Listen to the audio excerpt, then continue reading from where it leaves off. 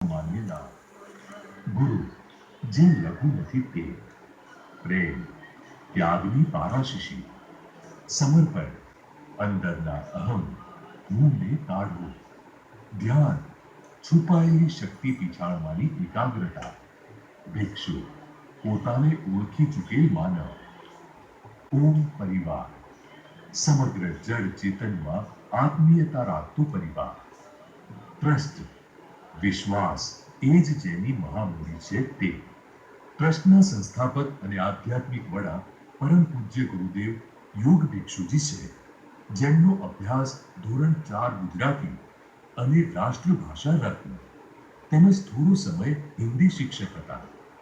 તેમજ આ ટ્રસ્ટના પ્રેરક માર્ગદર્શક છે શ્રી રમેશભાઈ ત્રિવેદી અને આ ટ્રસ્ટના આજીવન સભ્યોમાં શ્રી ડોક્ટર સદગુરુ સમર્પણ ભિક્ષુજી, ડોક્ટર સોમાભાઈ અ પટેલ અને શ્રી દામોદરભાઈ પટેલ છે. તેમજ અન્ય સાધકો સભ્યશ્રીઓ તરીકે કામ કરે છે. પહેલા આ ટ્રસ્ટ નહોતું. 20-25 વર્ષો સુધી ગુરુજી વ્યક્તિગત રૂપે ઓમ પરિવાર નામથી બહુજન હિતાય બહુજન સુખાયની પ્રવૃત્તિઓ કરતા રહ્યા. આ તમામ પ્રવૃત્તિઓને વધુ વેગવંતી અને સરળતાથી ચલાવવા કેટલાક અનુભવી પ્રેમી સ્વજનોએ ટ્રસ્ટની સ્થાપના કરવા માટે ગુરુદેવને વિનંતી કરી. 2-3 વર્ષ પછી ગુરુજીએ મંજૂરી આપી અને કહ્યું કે જો ટ્રસ્ટ બનાવવાથી તમામ પ્રવૃત્તિઓ સારી અને સરળ રીતે ચાલી શકતી હોય તો ટ્રસ્ટ બનાવો. ત્યારબાદ આ ટ્રસ્ટની રચના થઈ. ઉદ્દેશો: આ ટ્રસ્ટનો મુખ્ય ઉદ્દેશ ઈશ્વરનું મુખ્ય નામ જે ઓમ છે તેની સરળ સાચી મહત્તાનો પ્રચાર કરવાનો પ્રયત્ન કરવો. 2. સમાજના ચિંતન અને મનનનું સ્તર ઉપર લાવી સમાજને ઊભો કરવાનો પ્રયત્ન કરવો. 3. ક્રાંત દ્રષ્ટા પરમ પૂજ્ય ગુરુદેવની વિચારધારાને પુસ્તકોનું રૂપ આપીને સમાજમાં પ્રવાહિત કરવાનો પ્રયાસ કરવો. 4.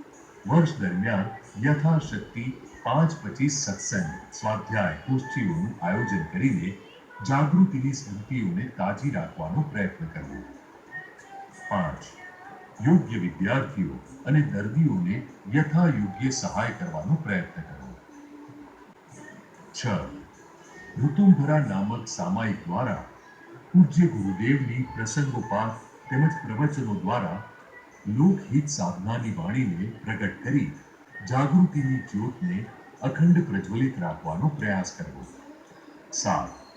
અનેક ધાર્મિક કથા પ્રસંગો અને પર્વો દરમિયાન ઉપરથી તો કડવી ઔષધિ જેવી પણ ભાવ પીડાને નષ્ટ કરનારી મહાકરુણામય વાણીનું જ્ઞાન પ્રચાર પત્રિકાઓ દ્વારા પ્રકાશિત તથા ચિત્રણ કરીને સમાજમાં રહેલા ભ્રામક ખ્યાલોને દૂર કરવાના પ્રયત્નો કરવા. 8. સત સાહિત્યના પ્રચાર દ્વારા ચિંતન મનનને સ્વસ્થ અને સ્વરૂપસ્થ બનાવવાનો યથાશક્તિમતી પ્રયત્ન કરવો. આ ઉદ્દેશની પૂર્તિના એક અંશરૂપ દેશ વિદેશના સંતો, મહંતો, શ્રદ્ધેય વ્યક્તિઓ, સંસ્થાઓ વગેરેને ટ્રસ્ટ દ્વારા પ્રકાશિત સત સાહિત્યની ભેટ આપવી. 9. સમાજને કુશળતાપૂર્વક મૌલિક અને જુદા જુદા જીવન પથ દેખાડી વિશ્વ બંધુત્વને સુદૃઢ કરવાના કાર્યોમાં ટ્રસ્ટ તરફથી એક અંજલિ આપવાનો પ્રયાસ કરવો. 10. પ્રભાત ફેરીઓ દ્વારા સુખ શાંતિ પ્રાપ્ત કરવાના સંદેશાઓ ઘરે ઘરે અને જન જન સુધી પહોંચાડવાનો પ્રયત્ન કરવો. 11. નહીં નફો કે નહીં નુકસાનના ધોરણે વિદ્યાર્થીઓ માટે નોટબુક બનાવવામાં આવે છે, જેના ઉપર પૂજ્ય ગુરુદેવ શ્રીમુખ દ્વારા પ્રવાહિત શ્રીમય વાણીના કેટલાક અંશો છાપવા, જે વિદ્યાર્થીઓ માટે જીવનભર પથદર્શક બની રહે. 12. ઉર્ધ્વગામી અને કલ્યાણકારી સૂત્રોના સ્ટીકરો બનાવડાવી પ્રેમીજનોના ઘરે અને વાહનો ઉપર ચોંટાડવા, જેથી તે સૂત્રો સર્વજન સુલભ થઈ શકે અને હંમેશા લોકસ્મરણમાં રહે.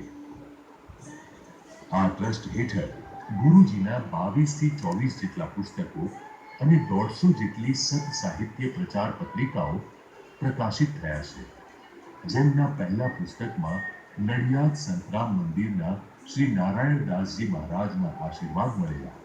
જ્યારે તેમના વિદ્યાર્થીઓ પાસે શ્રી નારાયણદાસજીએ કવરમાં આશીર્વાદ પત્ર મોકલાવ્યો, ત્યારે એક કોરું લેટરહેડ પણ તેમાં મૂકેલું અને લખાણવાળા પત્રમાં લખેલું કે જો તમને મારું લખેલું અનુકૂળ ન આવે તો આ કોરા લેટરહેડમાં મરજી મુજબનું લખી લેજો. એટલો અનહદ વિશ્વાસ તેમણે ગુરુજીના પ્રથમ પુસ્તક વખતે મૂક્યો. તે ખૂબ જ ગૌરવની બાબત છે અને આથી પ્રથમ મુલાકાતે જ માણસને ઓળખી લેવાની તેમની વિશેષતાની સાબિતી મળે છે. ઓમ પરિવાર એટલે જે બધાને પોતાનામાં સમાવી લે તે. ઓમ પરિવારના સભ્યો તેને કહેવાય જે સર્વને પોતાનામાં સમાવી લે, પોતાના બનાવી લે. ઓમ પરિવાર પાતંજલ યોગના પાયા ઉપર રચાયેલા વિશ્વ શાંતિ અને વિશ્વ બંધુત્વના સંદેશાને ફેલાવવાના કાર્યને આ આખો પરિવાર બનેલો છે. યમ નિયમના આચરણથી નૈતિકતાનો પાયો નંખાશે અને મજબૂત થશે. આસન અને પ્રાણાયામના અભ્યાસથી માનસિક તાણ અને ચિંતા દૂર થશે. ધારણા, ધ્યાન અને સમાધિના સતત અભ્યાસથી પુનરુત્થાન થશે તેવી શ્રી યોગ ભિક્ષુજીની પ્રતીતિ થઈ ગઈ છે. તો આપણે સૌ ગુરુજી શ્રી યોગ ભિક્ષુજીની નિશ્રામાં તેમના સાનિધ્યમાં જીવન પ્રકલ્પનો સંકલ્પ કરીએ અને માનવ અવતારને સાર્થક કરીએ. જય ગુરુદેવ, જય ગુરુદેવ.